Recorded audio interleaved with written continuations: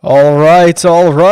Welcome in Sentry Tournament of Champions live chat, the first of 2021.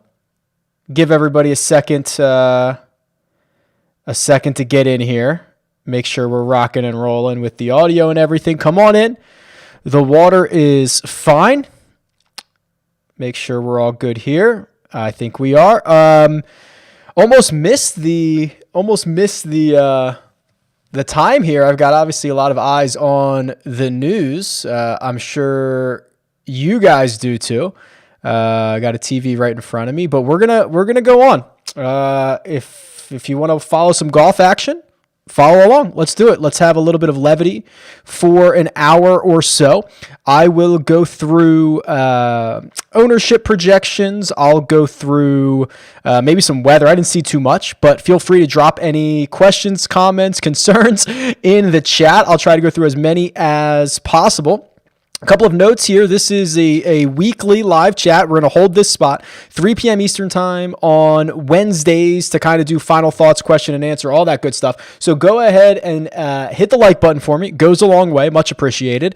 And also keep in mind, big things in 2021. Not only is this live chat brought to you by Jock Market, which we're going to talk about for a few minutes here later in the show, but also the very first ever Jock Market live happy hour, the hour around IPO closing on Jock Market, which is Stock Market DFS. That is tonight.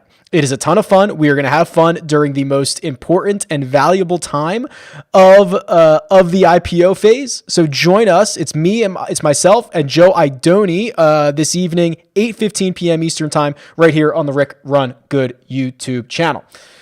Let's go through a couple of questions to begin. We'll go through questions, then we can do ownership, just see where this takes us over the course of the next hour or so. I can't hear any of you guys, so I probably don't need these headphones. So let me shed those. Hank Hill, first of all, welcome. First question of 2021. Hank Hill, are you worried at all about Sungjae coming off a layoff? I know he loves to play as much as possible. Was wondering if he struggles after a time off or if this is a narrative I've just made up in my head. Probably a narrative you just made up in your head. Whether it's competition or not, if Sungjae wants to play, he's going to play. The problem is trying to quantify that over 42 golfers who have had either 3.5 weeks off or 5.5 weeks off from competitive play. I just think it's really hard to say. If these guys want to play, they're going to play. I'm not going to be able to quantify it. I'm not going to be able to probably speak too much on it. So I'm not really considering it. Although I will say, we'll talk about this a little bit, but I'm just kind of reverting back to long-term form, right? You know, none of these guys have competitive history in the last 3.5 weeks. We're going to go with more long-term form as opposed to who just might be hot in the moment. Jeffrey says, can you please add Yahoo pricing on your site? You have DraftKings, you have FanDuel. Why not Yahoo? Yahoo's a little bit more difficult to get the data, to be quite honest. I have an official source with an API that gives me DraftKings and FanDuel data. It does not include Yahoo. So it would be a bit of a manual process. It would be a bit more difficult. There's just some things there. So I haven't done it yet, maybe in the future. Lakers Taylor, what up? Rom is on the thumbnail. Easy fade this week. I don't disagree. Lanto, looking like high ownership. All right, let's get to the cheat sheet. That is the wrong slide. I'm a little bit rusty here after the break. There we go. The cheat sheet. Everything you see is available on RickRunGood.com. All the tools, many of them have been updated in massive ways here in 2021. A few more. I've got some rollouts coming and always tweaks, always improvements. I think that's what people who follow the site, who are in the Slack, know most. I'm a tinkerer. I can't go like 2 weeks without doing some type of update or some type of improvements to the site. So here's the cheat sheet. Different views for it this year: classic view, strokes gained view, and fantasy view. The question around Lanto's projected ownership is right here. I have Lanto checking in at a projected 23% ownership, which is not only the highest of anybody under like 8,000, but it's one of the highest projected ownerships of anybody on this slate. I actually have him behind Thomas, Smith, and Rahm as projected to be the highest owned golfer. So the question is, would I do the unthinkable and fade him? So what are our other options? if we're fading him, are we pivoting to someone else? The answer for that is I think there's a couple of good pivots down here.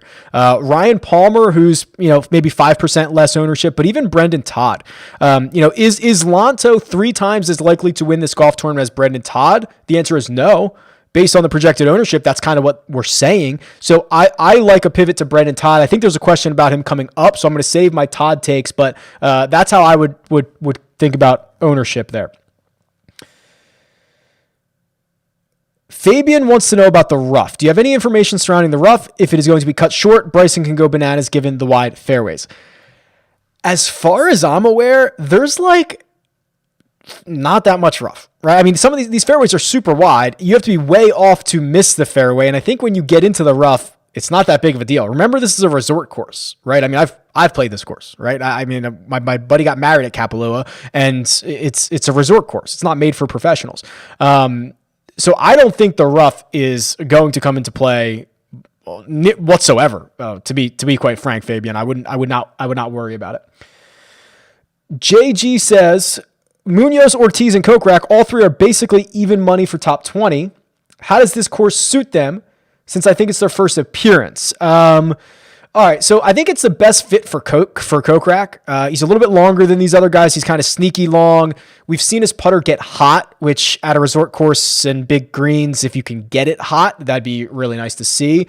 Munoz, I think, is fine. Just I'm not sprinting to roster him or bet him. I'm not staying away from him. I think he's just fine. I'm lukewarm. Ortiz is interesting because he's at least high upside, volatile guy. Right? Like we saw him win, Houston. When he puts it all together, things go well. It doesn't happen often. So I'd probably rank him Kokrak, Munoz, Ortiz with the thought that Ortiz might have more upside than Munoz, but it doesn't come out often. See what else we got here. Stuart Sink. He was top 10 in your custom model, very high in mine, only 6,600 on DK and 150 outright for him to win. Let's look at him. And I'm going to unveil the holy grail here for the first time. So this used to be the strokes gain database. Then it turned into, then the holy grail was just a button, a tool inside a tool.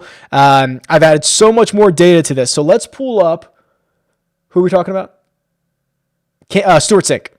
I think the only problem with Stuart Sink, and let's do it by tournament, is that he hasn't, I think the reason he's getting a big boost in the model is because his recent form, and he hasn't played a whole heck of a lot. So here's his 2020 stuff, or 2021 stuff, just back in this season. So he has a win and a 12th. That goes a long way. Really strong metrics, gaining 8 and 7 strokes, ball striking. That's really strong. Misses a couple cuts to end the year. So I think the model, which obviously weighs more recent form a bit more, I think Stuart Sink's getting a really big boost. If you kind of look back at a larger body of work, that victory for him was his first top 10 since Houston of last year. So as much as I like him, I think he's a grinder. I think he's a veteran. I think he knows every shot counts, especially in an event like this. I'm not super thrilled about him showing up at the top of my custom model. Will Rahm's new Callaway equipment be an advantage or disadvantage for him this weekend? Probably neither. I mean, the guy can play with any clubs and be great. The concern would be if on Thursday or Friday he hits a squirrely shot that he wasn't expecting to act the way that it was. Maybe it gets into his brain that he's got some more work to do, some more dialing in to do with these Callaway clubs. But if he comes out and plays well on Thursday, I think he's in this thing, which was my concern. I faded him in the fades video. And that was really my concern. Is if he gets off to a good start, I'm toes up on the fade. If he struggles, hits a couple shots that might get into the head, maybe he makes some tweaks after a round. I don't think that's a good situation. I don't know how likely that is to happen, but that's kind of what I envision here. Okay, Biggie Balls. What up, Biggie Balls? Says, you mentioned Todd, and I think in the DK video, I was wondering more specifically about his chances this week. Let's look up Brendan Todd, and we'll pull him up here. I got to get used to the new tools and figure out the best way to show all these guys. So here's Brendan Todd's recent results, and this is all the measured events. He missed a couple of cuts at the Masters, and didn't play particularly well at the Zozo and the CJ Cup. Remember, he was dealing with that broken toe, right? And then he finally comes back at Mayakoba, and I guess I should be showing you, maybe I'll show you the cheat sheet here, because Mayakoba didn't have strokes gained data either. So here's Brendan Todd, finishes 8th at Mayakoba. I've said all week long that I think distance matters at Kapalua, and I still believe that. I also believe that it does not matter as much as the models want you to think that it matters. The thing with Brendan Todd is if he hits the correct side of the fairway, it's going to roll 50, 60, 70 yards, and he's going to be down in a lot of the same areas as a lot of other golfers. So that's kind of part one. So if he does that, I don't think it's a big disadvantage, the lack of distance. The ability to putt goes a long way at Kapalua. Very large, undulating, weird to read greens, especially with it being an island.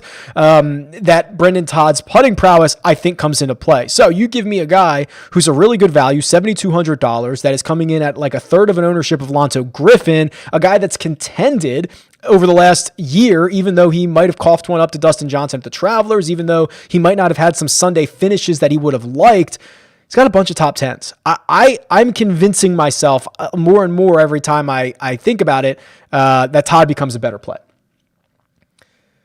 Glad to have PGA back, Joey. Yes, me too.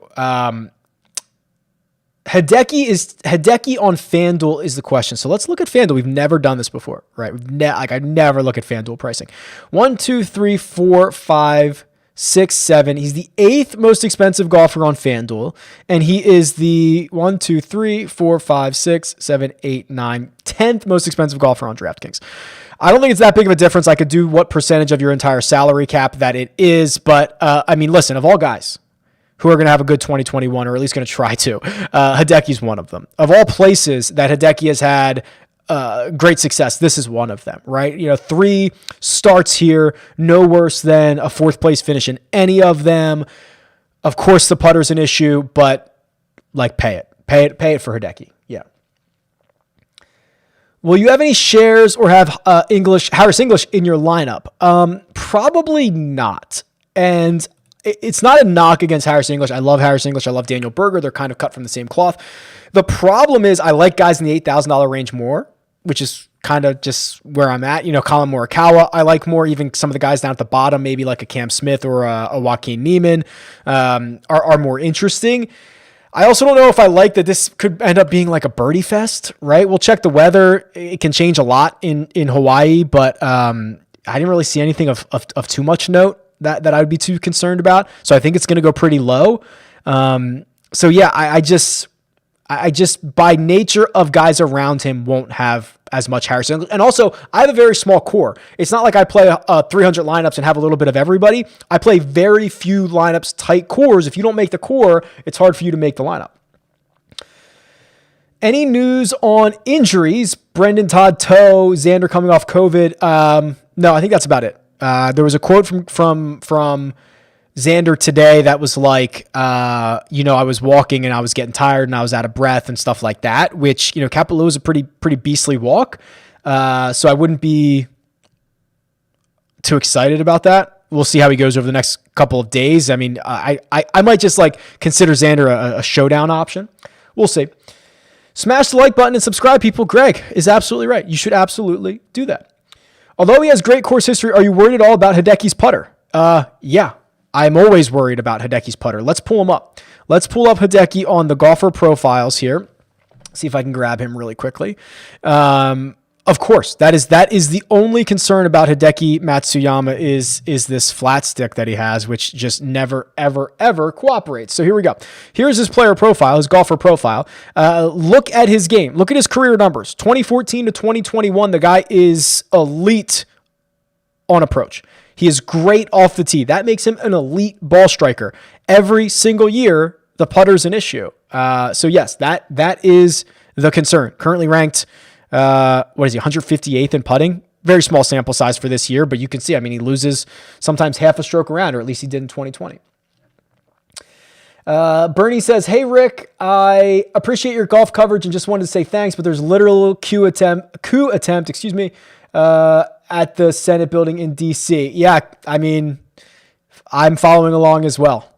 If you've got two monitors and you want to allocate one of them to me, much appreciated. Obviously, much bigger things going on in the world right now, and this will be on replay, so you can always check this out later. Alex wants to know, who is your highest priced golfer on your $200 single entry team? Stand by. I think I have Bryson. Let me just confirm this. I don't want to lie to you here. So my most expensive golfer on my $200 single entry, which is this one, is Bryson. Yeah, 10,200. So what I opted to do, and I'm going to try not to make this mistake in 2021, where I just never played Dustin Johnson enough. I'm going to try not to make that mistake, but I'm already starting that way. You know, the $800 difference down to Bryson DeChambeau at a place where he can literally bomb it without regard for any accuracy. I think he is going to shred the par fours. The putting prowess is important here. I couldn't pass it up. So he's my most expensive golfer there. Has everyone softly touched the like button? Have you hit the like button yet? If you have not, please do so. That is all I ask. Will Jock Market be doing daily contests? I lost my spot. This happens to me every single week. Doesn't matter on the year. Or just full tournament contests. Seems like a no-brainer. Yeah, I don't know. So just full tournament right now, which, you know, this is probably a good time we can talk about Jock Market. Jock Market is the sponsor of this show. We are going to do a happy hour tonight, 8:15 p.m. Eastern time. I love Jock Market. It is stock market DFS. It is something that others have tried and failed. This feels much more like Robinhood. It's the IPO phase is fascinating when you have the final 15 minutes and bids are going crazy. We're going to go through all that tonight. When you have in-game bet. I mean, I sold shares of Rory McIlroy on Thursday a couple of weeks ago, and I think it was at the Masters, and it cost me so much money. I'm such an idiot. There are free games. There is a cash market. You should check it out. I don't know about daily contests. I know, and DFS sites had this issue. There's a different legality for, I think, like single event as opposed to multiple. I don't know how they do that. So I don't know. Listen, if you support Jock Market, if you use code RICK10, go deposit, get your $10 deposit bonus. You support it. You play along. You help with the liquidity. You grow the company. They can do more stuff. So I'm supporting them with my dollars. I'm supporting them with being able to come on and hopefully share it with you guys. So that's my way to support. And hopefully there's a lot of innovation coming, right? The ability to short golfers or short NBA players or NFL. I mean, those are fun markets as well. So yeah, I think there's probably a lot more in the works. But right now we have to support them. Hey, Rick, what contest do you recommend playing on DK? For me, I might have made a video about this at one point. For me, anything I can max enter. That does not mean I have to play 150 max lineups in every single contest. But it is hard enough to make really plus EV lineups in fantasy as it is. It's even harder when you are putting yourself at a disadvantage by not putting the maximum number of lineups in. I play a lot of single entry. The $200 single entry is my favorite contest because it's a single entry. It usually has a good first place prize. It has a very flat payout structure, and it has a 2 times minimum payout if you are in the first cashing tier. Those are all things that are very important to me. I understand the sexy lottery aspect of $100,000 up top for $3. I get that. But it's a really bad structure. So anything that I can max enter, I like a lot of different single entries. I like the 20 max, the 20 max birdie, the $3 is like my bread and butter. I love that tournament. I've had a lot of great success in it. It's a great place to be. But yeah, they've got, 3 max, 5 max, all that stuff. Like that's where I would live. If you're throwing one bullet into 150, know that you have a lottery ticket.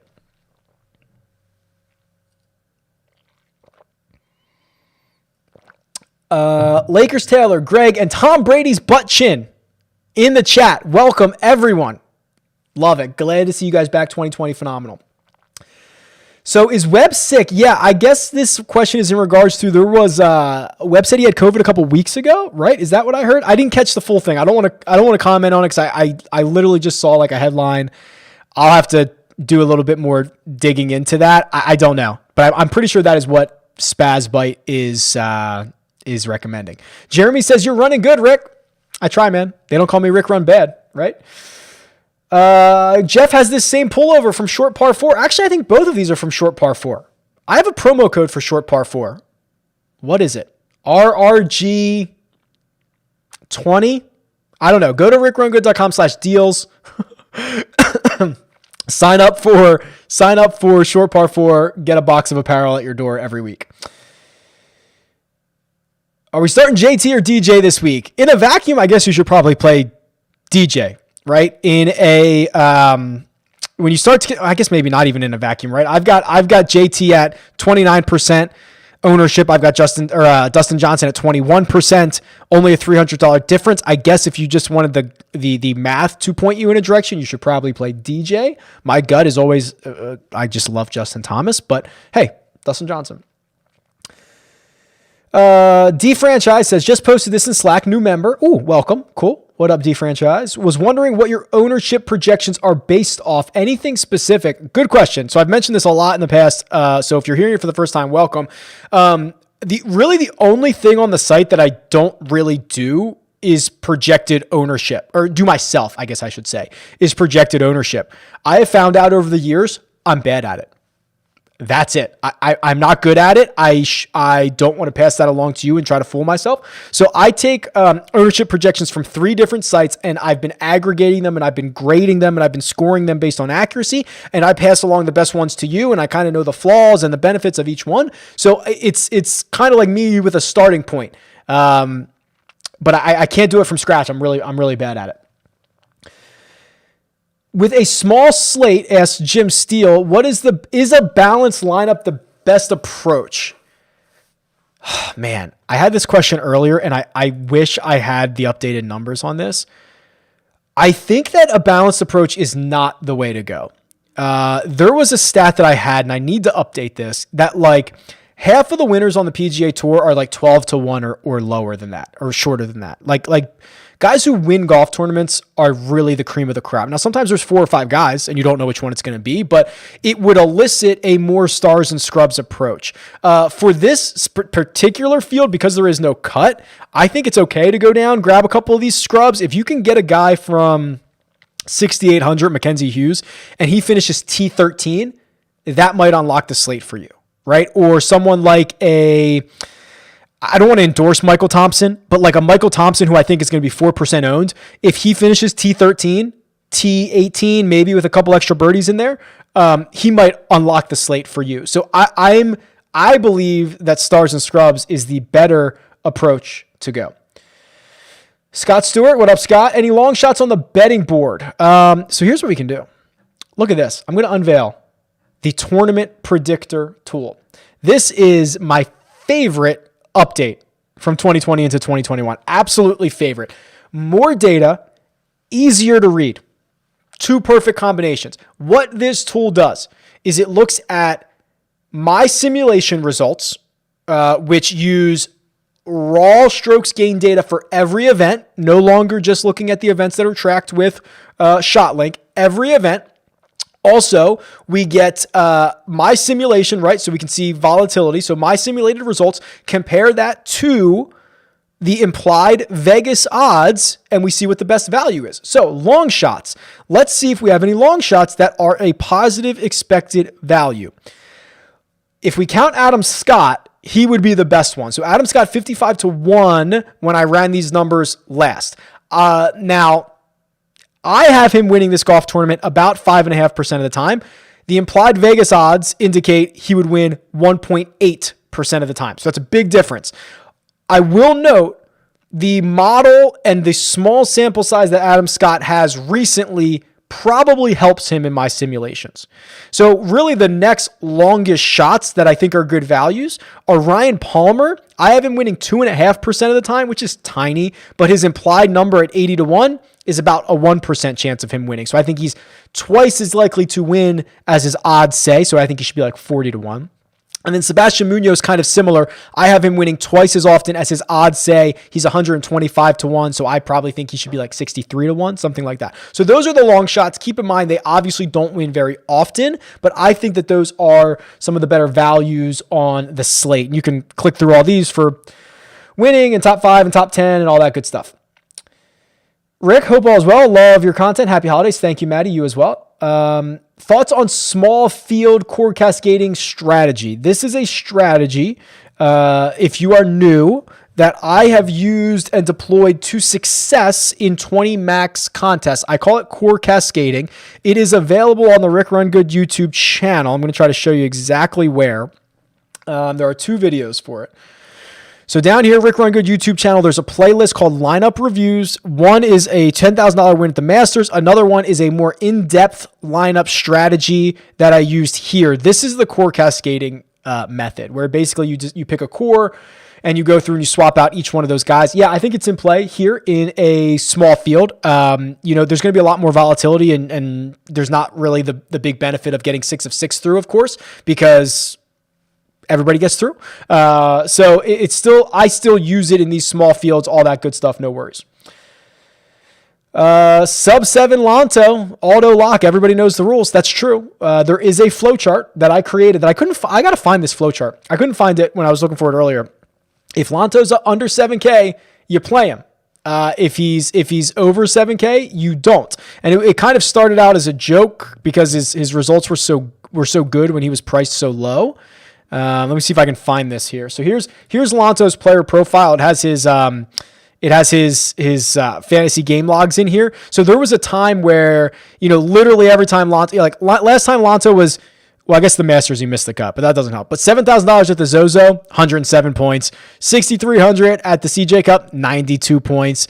A lot of 10 times value in the returns for Lanto Griffin. So that was the joke. He's fun. I like him. Good player. What did you get for Christmas? I guess this house. We moved during those 3.5 weeks off. So we moved from Southern California to Las Vegas. We're enjoying it. Love the place. A lot of stuff to do. My wife is a superhero. She has basically unpacked and gotten this house completely together herself. Allowed me to focus on the office, getting everything in order, and creating content and all that stuff. So that's what I got. We didn't even do gifts. It's this house. We got each other. Robert Streb. Oh, and the follow-up question is Robert Streb the best value on this entire tournament? No, I don't think so. I just think it's really hard to think he's going to come back and have another great week like we just saw him winning at RSM. Finbar City finally asked the question, is Morikawa the best value on DK? And for that, I say maybe. Probably. I say probably. So here's the story with Morikawa. Let me take a sip of water here. He struggled in his last couple of starts, right? Little subpar events for Morikawa down the stretch. Missed the cut at the Shriners, played all right at the CJ Cup. 50th at the Zozo, that's a small field. 44th at the Masters, that's pretty disappointing if you're Colin Morikawa. And he's being priced based on those numbers. The problem is he's had 3.5 weeks off and he's probably had a lot of time to figure out what was going wrong. So if we reset everyone back to their long-term form, then yes, Morikawa, a 3-time PGA Tour winner, a major champion, one of the best, if not the best ball striker on the PGA Tour, a guy who figured out how the putter worked after the restart, then yes, he is the most undervalued player on DraftKings at $8,800. I think there's a really good case to be made about that. I gotta stop screaming. I'm getting lightheaded. I'm just excited. I'm happy to be back. I constantly lose my spot here. All right, let's do wind real quick and weather real quick. So I have weather underground up here for Lahaina, which is essentially the area where Kapalua is, and the station. Oh boy, you want me to try to pronounce this? Hana'ako'o Aha'apua station. Aha'upua station. I think. I don't know. Here's the weather forecast for the next couple of days. This can obviously change very quickly. It looks to me as if it is going to be absolutely pristine. Maybe on the weekend, maybe the wind starts to kick. Saturday and Sunday gets up in the 13 to 15 miles an hour. Maybe gusts are more than that. This is going to change. I don't see anything here that would indicate any wave advantage, especially because there is essentially one wave. They all go off at, I think, 9 o'clock Hawaiian time on Thursday and Friday. So I don't see much of an advantage here based on the weather and the structure of the tournament. I know Vic said something. Yeah. So Victor Hovland posted on Instagram, like, I'm rusty, but thank God these fairways are 100 yards wide. That's true. How many lineups do you play on DK? Do you use an optimizer? Do you hand build them? Depends on the week. Depends on how much time I have. Almost always the single entry, the $200 single entry, a handful of other single entries, a couple of 20 maxes, the $3 20 max. Sometimes I'll do the $3, the $2, the $1, and I'll get in basically every single entry from 200 down to, I don't know, 5 or whatever. Almost all hand built. So I will use my custom model and my lineup optimizer. Now, if you're looking for lineup optimizers that are crazy with features, the RickRunGood lineup optimizer is not for you. If you are looking for a lineup optimizer that allows you to plug in any metric that you want, this lineup optimizer might be for you, right? And maybe I'll start doing this on some shows, but you can put in any metric. So I usually take my metrics that, like, I'll take, this is a weird one, strokes gained tee to green minus strokes gained putting below their baseline. It would take me a lot longer to describe that, but the idea is that guys who are hitting it well from tee to green and also putting below their baseline, the ability to basically just get back to their putting baseline would be room for them to grow. I take that number, I optimize off of it. Sometimes I will take a projected ceiling number and I will factor in ownership, and I will create basically like a projected point per percentage ownership number, and I'll optimize on that. So again, it is the most basic of basic optimizers. You're not going to be able to, like, oh, let me weigh blah, blah, blah, but you're going to be able to put in anything you want. So that's what I do. A lot of times I'll run the lineup optimizer, see what guys pop up, and then I'll hand build around that. Good question, Jeff. Can you do Holy Grail Bermuda putting since restart? Of course I can. Of course I can, Spaz. So the thing about this Holy Grail is you can put in anything you want. So let's do, since the restart, which I always plug in as June 1st, 2020. And I guess I could just do May because there was no events in the meantime. And what do you want to do? Bermuda, and guys who are in this field and putting. So there are 404 measured rounds for this. And here are the events. Heritage, St. Jude, Wyndham, Tour Championship, Sanderson Farms. Sort by putting. Mackenzie Hughes, no surprise there, right? He's a good putter, 1.28. Kevin Kisner, 1.15. Xander Boy, 0.97. Warinsky, Nah, Webb, Bryson on Bermuda, gaining a half a stroke per round. More than that, 0.6 of a stroke. That's what I love about the Holy Grail. Anything you want, throw it in there, see what's going on. Rahm apparently shot a 59 with new clubs at his home course over the break. I heard that. Yeah. I mean, Finau shot a 59, right? Like at his home course. It happens. These guys are good. Any answer this week? No. I did not get to answer, as much as I love the guy and I talk a lot about what a great competitor I think he is. I really like him for next week. And Greg Ducharme, who was on the First Cut Pod with me, which is the CBS Sports podcast, kind of brought this to my attention. Like, answer next week, I really like Sony Open. And I kind of hope he just finishes like T22 here so we don't like get his number and everything to jump up. But I'm going to look at answer a lot more next week. Is Richie injured? Went from 200 to 1 to 350 to 1. I don't think so.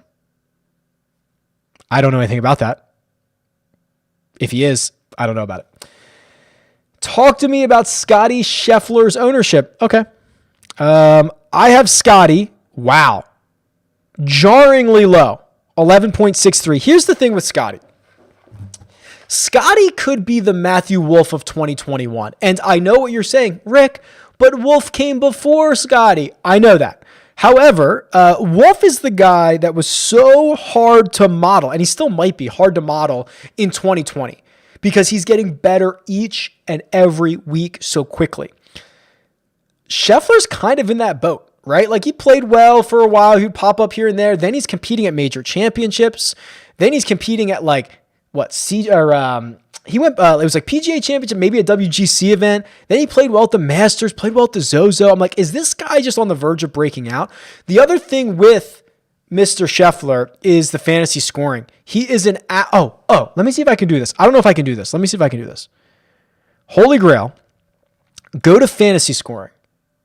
I've loaded in this whole new fantasy scoring thing with birdie streaks, with rounds under 70, all this stuff. So I have been living the illusion that Scottie Scheffler is a really good fantasy player because he makes so many birdies. He gets a lot of streaks. We're going to find out if I'm right or not, or if this is actually true, or if I'm making this up. So let's do since the start of 2020, 1/1/2020. So we're going to do the entire year of 2020. I want to see just guys who are in this field, and I want to sort by birdie streaks. Is that let's do birdies. Let's start with birdies. So this is per tournament. I guess Scheffler's not as good as I thought. He's right here. He's listed as Scott. That's kind of funny. Scott Scheffler. He's probably 20th in birdies. He makes a birdie streak about half the time. Let's see about this. Let's see how good that is. That's a little bit better. Maybe he's like 18th. Rounds under 70. Is he any good there? No, not really. 20. Maybe I'm full of it. Maybe I'm absolutely full of it. I'm surprised by that. I was expecting to see, let's do a little bit later, because when he started catching, let's do since the restart. Maybe that's what I'm remembering. No, not really. Maybe I've been lying to you guys this whole time. He was at least a birdie. He had a good birdie rate, but when you look at the raw fantasy scoring, I mean, I guess it's good. It's like top third of this field, but I thought it'd be a lot better than that. So maybe I'm full of it. I like Scottie Scheffler. I think he's in for a big year. Maybe I gave him too much credit for his fantasy scoring prowess. Will Bryson be left with a lot of approaches that are like under 100 yards? Yeah, but it's going to happen everywhere, and he's getting more and more comfortable with it. If you remember, and you might not remember this, when he first started coming back, he was really messed up because he had all these like half wedges, flip wedges into all these greens, and he was like, now I have to relearn how to play all these courses because I'm so much closer. He's figuring it out. He'll be just fine, and especially on like what could be a soft golf course. I think on more firm courses, it's going to hurt him a bit more because it's hard to get a lot of spin on it when you're only taking it back halfway or 3/4. It's a whole thing, but I think he'll be just fine. He's going to have a lot of short wedges in everywhere. Burger ownership. I'm at 17.01, which feels like a lot, especially because, and I love Burger, especially because the guy right above him for $100 more, nearly almost half the ownership, and he just went 5th and 6th at Mayakoba and RSM is Harris English. I'm surprised about that ownership. Really struggling to close out my FanDuel lineup between Morikawa and Matsuyama. Wow. So I guess the options are Morikawa and Neiman or Matsuyama and Im. Oh, that is tough. As much as I love Morikawa, or I'm sorry, as much as I love Matsuyama, I think it's Morikawa and Neiman. No, I don't know about that. I think it's actually Matsuyama and Im. I don't know. It's razor thin. Flip a coin. I think I would go with Matsuyama and Im, but I hate it. And I hate the other side. It's too hard to make a decision. If Rory came, would you consider him? Sure. It's like the number 4 player in the world? Yeah, of course I would. Why not? It's Rory McIlroy. He's great. I think there's going to be a week. So here's what's going to happen. And I'm going to be early on Rory McIlroy this year because there's going to be a week where he's like 10,100 and he's like 11% owned and he turns into Rory and he wins the golf tournament by 6 shots. It's coming. I'm going to be early on him because I'm certainly not going to be late on him because once you're late on him, you'll never get the opportunity again. Once Rory wins again, you will never get a good price on him and you'll never get him at good ownership.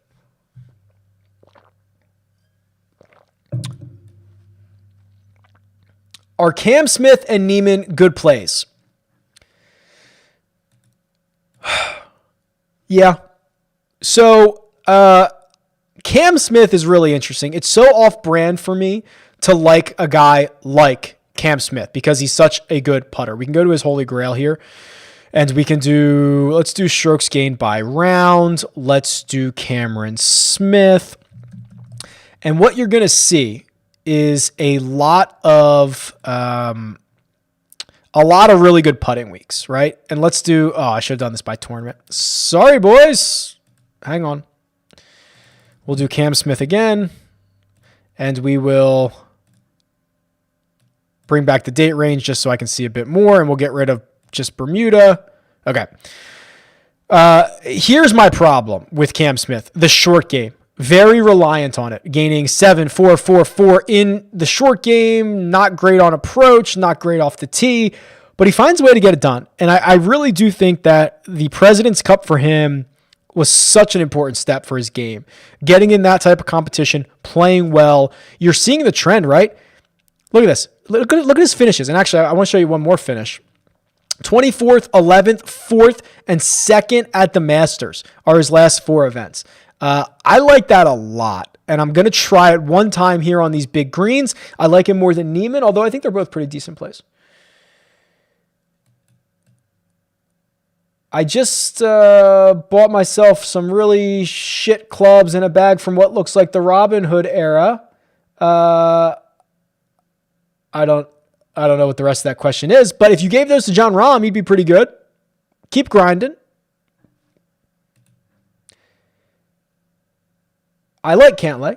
Great iron player, and he's better than average putting. Plus, he's definitely on the longer side. Yeah, it's weird. I never really get to Cantlay, and I probably should more often, right? Played well here in the past, finished 4th last year, which was just outside the playoff.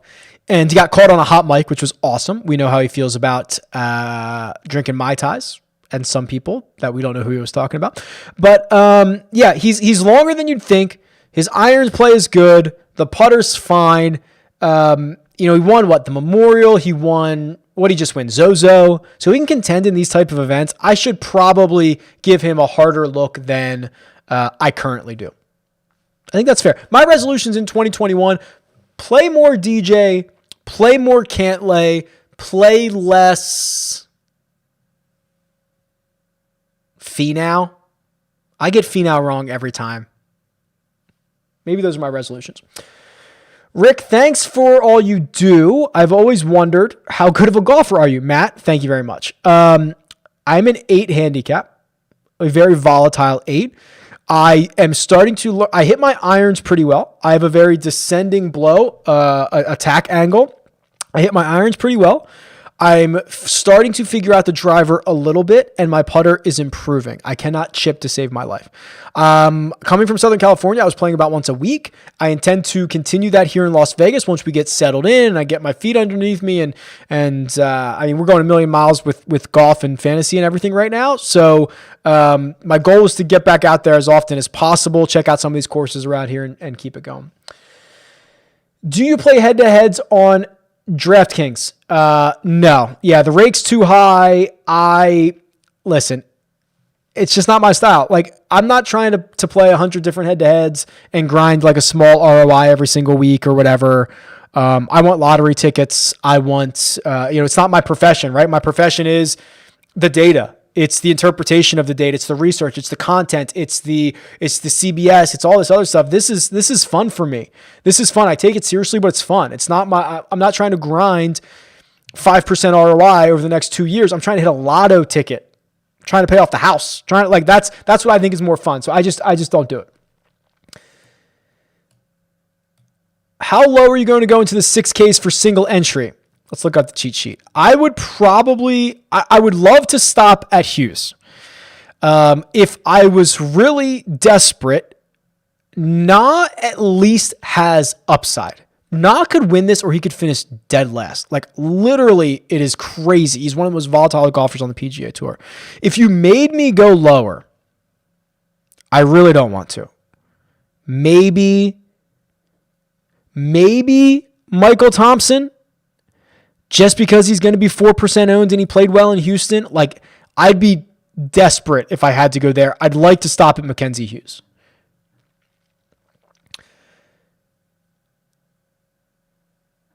Has Bryson given an explanation on Umbrella Gate? I don't know.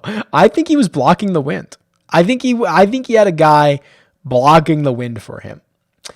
Hey, Rick, where'd you buy your sweater? Looks very sharp. Thank you. My wife would say, I think she would say this is too many collars. I have too many collars on. I've got the collared shirt and I've got this. I don't think she would approve of this, but this is from Short Par 4. It came in a box. RickRunGood.com/deals. I think you can get $20 off your first box. I think I get paid on that, so thank you. Very helpful. It's apparel delivered to your door every month. So actually, believe it or not, if you go look at the Short Par 4 app, my content is supposed to be in there. We have a deal where we send them these videos, and they're supposed to put them in that app. I don't know if that happens. I don't know how often it happens, but you're supposed to be able to see my content over there. And I really like getting new stuff every month. It's like a little gift every month. This is not a wine glass. This is maybe it is a wine glass. No, it's more of a water drinking glass. Do you play the same lineup in double ups and single entry GPPs? If I had the willpower, I would not. Because I fully understand that if you're putting the same lineup in a GPP as you are in a cash game, you are building your lineups wrong. However, I am a square and I am a sucker, and I am not going to take a cash game lineup and have it hit the optimal and me not win all the money. So of course I put it in a GPP, but I don't play cash games. If I was playing cash games, I would absolutely throw it in a GPP, but I would do so knowing that I am wrong and that I am a weak, will-powered dummy. Would you say strokes gained putting is the most important stat this week? No. Let's do this. I can't believe we didn't even do course stats yet. This is crazy. Course key stats tool. Looks exactly the same because the data is awesome. It's my favorite tool. I didn't really need to update this. I will update it visually, but this is my favorite tool. It is the most important tool. If you have never seen this before, I don't want to point out others in the industry, but what I see a lot, and it comes across in a lot of tweets, is like you'll see a lot of stats, and you used to see this more. I don't think you see it as much anymore. Is someone would say the winners here in the last 5 years average 2 strokes gained putting per round. So that means putting matters here. No. That is reactive. Obviously, the guy who putts well is probably going to win or have success. So I hate that. I also hate when it's like 30% of the shots were hit from this range. That is one of the most misleading things, like from 100 to 125 yards. That is very misleading, especially because if you actually go look at the numbers, someone like a Dustin Johnson might never hit from that range, even though 30% of the shots are coming from there because he's so much longer or there's natural landing areas or something like. So like that's the stuff that I hate. This tool, which I'm not showing you, my bad. I'm supposed to be showing you this, is a much, in my opinion, better way to look at key stats. It looks at every stat on the PGA Tour. It looks at the year-end rank for that player in that stat category, and then looks at the results for each tournament. And it says what types of players play well at this course, which is a much better way to do it. It's not reactive. It's not a weekly basis thing or whatever. It's much better. So long story short, it says strokes gained putting is more important here than any other course. But the problem is with this field, this field is always very strong because it's your champions. So a lot of guys who had good years who won are good at strokes gained putting. They're good at driving distance. They're good at birdie or better percentage. So I think that they get skewed a little bit. So I will say driving distance is important. Strokes gained putting is important, but they are not the most important stat of any stat on any course on the entire tour. That's not what I'm saying. I think strokes gained putting is important because these are big greens. On big greens, you tend to see more 3-putts, and the worst players 3-putt more often. The worst putters 3-putt more often. So I will say it's important, but it's not the most important stat. Driving distance Probably not the most important stat. I think strokes gained approach is probably the most important stat.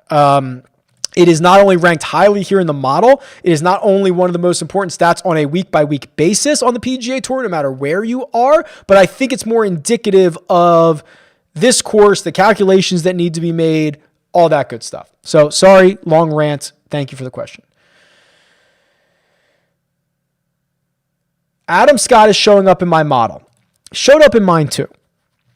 The problem is this, and let me see if I can do this properly for you. The problem with Adam Scott is this, and I am on Adam Scott's player profile page. This is his 2020. 1, 2, 3, 4, 5, 6, 7, 8, 9, 10 events. That's his 2020. 10 events. 6 of them after the restart. The guy hasn't played. Now, the fact that he won one of them really bumps him up in my model. So you have to be aware, if Adam Scott shows up well in your model, which he does in mine as well, because it probably looks at recent form or last 10 starts or something like that, he's getting skewed a bit. It doesn't mean he's a bad play, but be aware of that. All right, we got about 9-10 minutes to go. Any type of question you want, drop it. I'll try to run through these as quickly as possible. Would Cantlay be better than Hideki? I don't think so. I still think Hideki is in a really good spot here.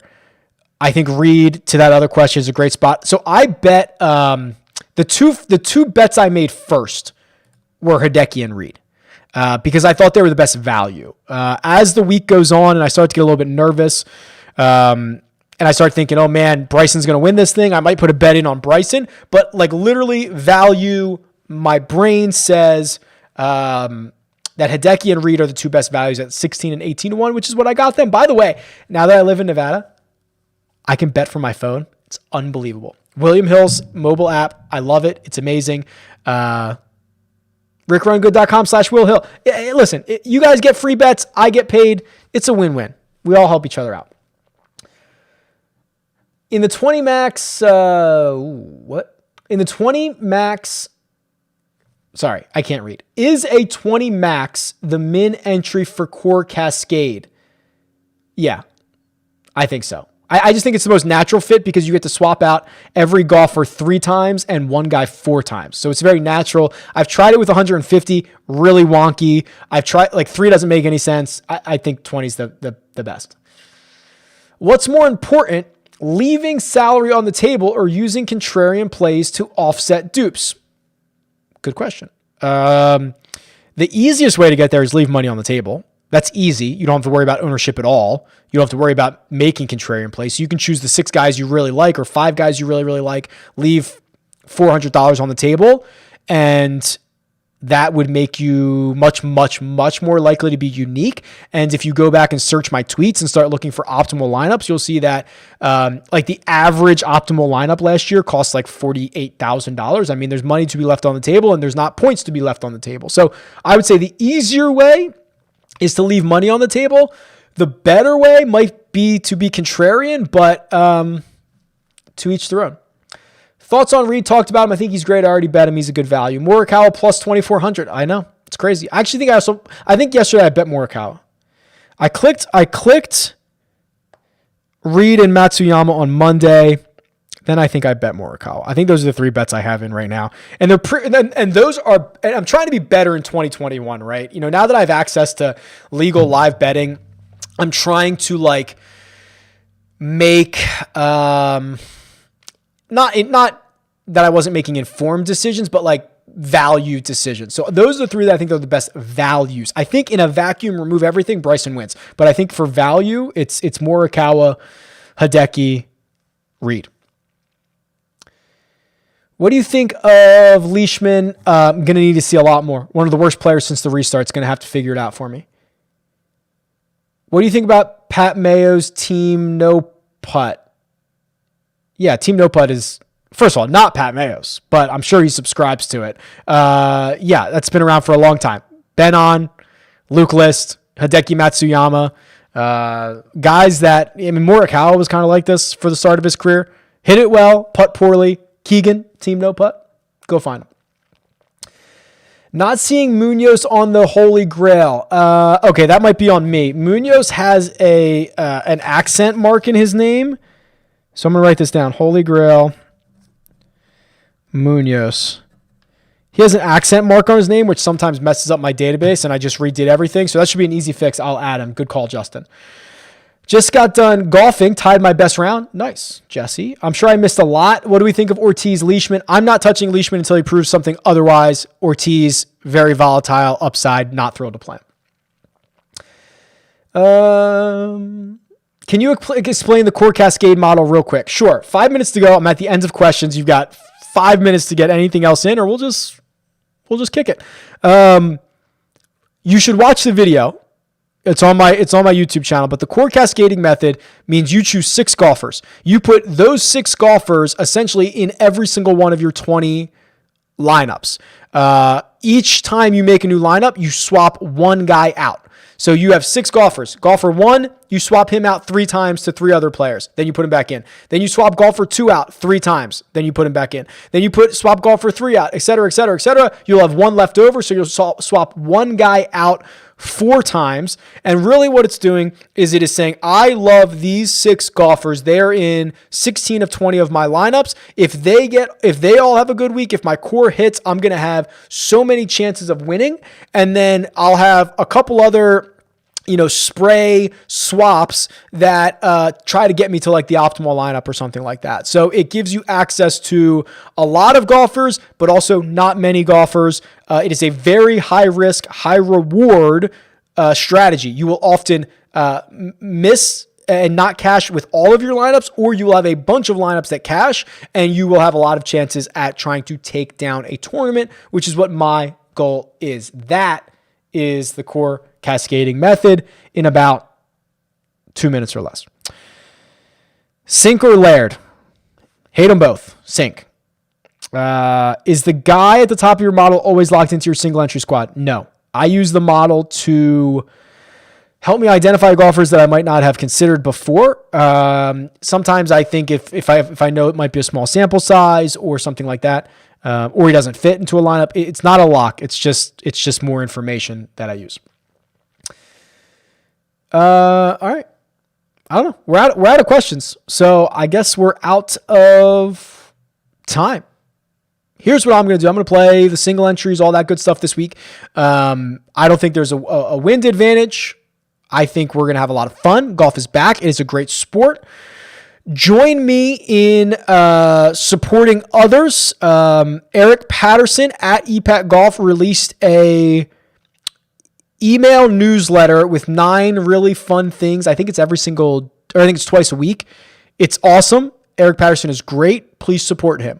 Go sign up for that. I tweeted it out, so check my Twitter feed. Jock Market, download it. Use the code RICK10 to get a $10 deposit bonus, and join us tonight. First ever, guy. I mean, this is, I really like to partner with good companies that I believe in, and I don't do it often, and I don't ask much of you. Stock Market DFS is a real thing. It's going to be huge. I think Jock Market's doing it the best. We are going to take an hour, Joe Idoni and I, to discuss the strategy of it, dive into it. We're going to watch the pricing live. We have a dashboard that's been made. It's going to be a ton of fun. It's 8:15 p.m. Eastern time tonight, Wednesday. Join us for that.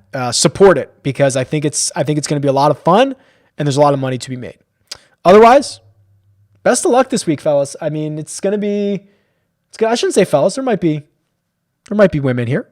Ladies, good luck to you as well. But yeah, best of luck with everything. Enjoy Hawaii, a little primetime golf. Have fun. Mahalo.